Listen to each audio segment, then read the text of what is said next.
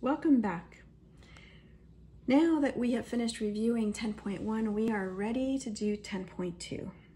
And that means graphing ax squared plus bx plus c. You can see that 10.1 was just ax squared plus c, and we've now snuck in the bx.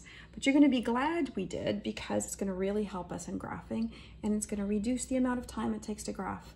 And I don't know anybody who's not happy to do that. As you look at these equations, please don't worry. Sometimes it looks like an awful lot of variables. We're really just looking at things we've been doing before, such as 2x squared plus 3x plus 9, right? And that we factored. So I don't want you to worry. This is not going to be something very new and difficult. In order to get started, I'm going to start by drawing, again, a function, because I'm going to label it and we're going to use it to help define some parts of the parabola that are going to help us with graphing. Rather than doing a parent function, I'm going to do something different this time.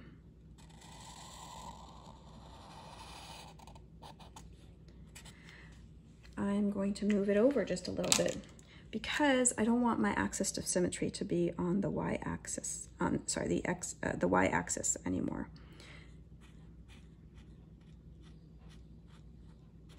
I want it to be here, because here it was at x equals 0. Now it's over a few, but I haven't drawn any specific numbers. It could be anywhere from 3, 4, 5. So this is the axis of symmetry that divides the parabola neatly in two. There's another really important point that I want to highlight, and that is this point here over here, which is the point 0, C. And that is my y-intercept, derived right from up here. So let's go back and look at our equation, and we'll really quickly talk through the pieces of this parabola. Again, we're getting very familiar with it. Y equals ax squared plus bx plus c. And a, again, that first value, and we know that if a is greater than 0, in other words, if it's a positive number, right, my parabola opens up, right? Just like this one. And it looks something like, well, I'll redraw it later. It opens up and I'll draw it here. It opens up, and so my vertex down there is also called a minimum. If a is less than 0, in other words, if I've got a little negative number in front of the a, that is going to open down.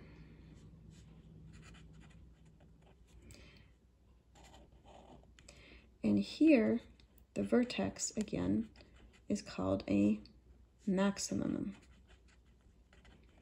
Now, why am I taking the trouble to tell you those new terms?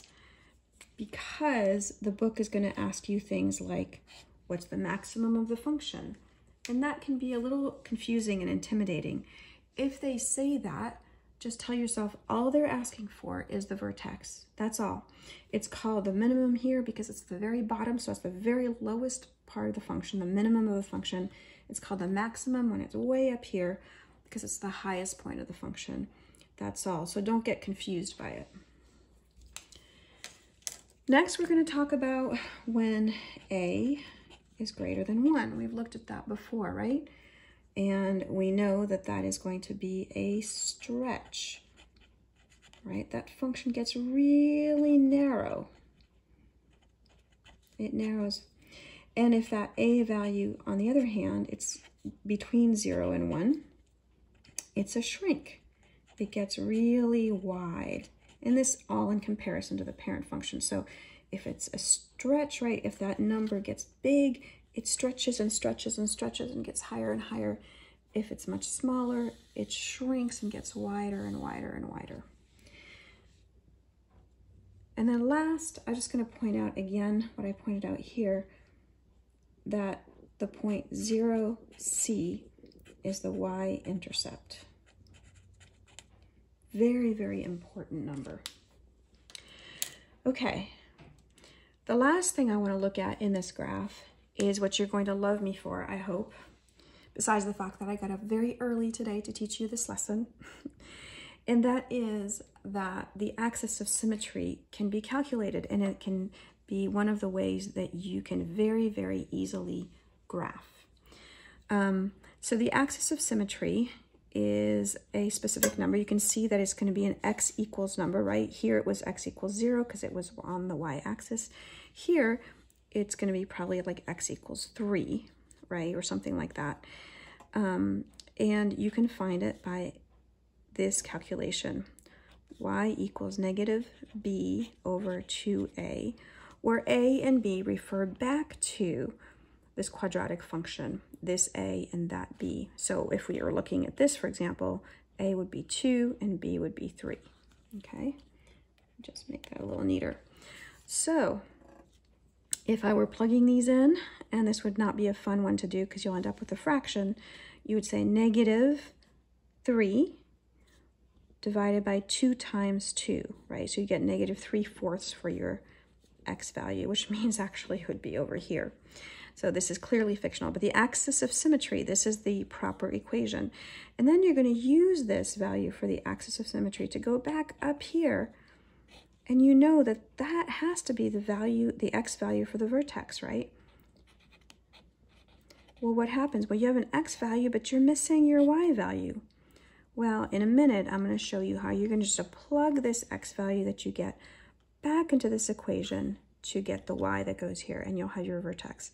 And what's great about that is once you've got your vertex, your axis of symmetry, your y-intercept, instead of having to plot 5 points or 6 or more, you really only have to plot maybe one more to get the proper parabola, and it simplifies matters a lot.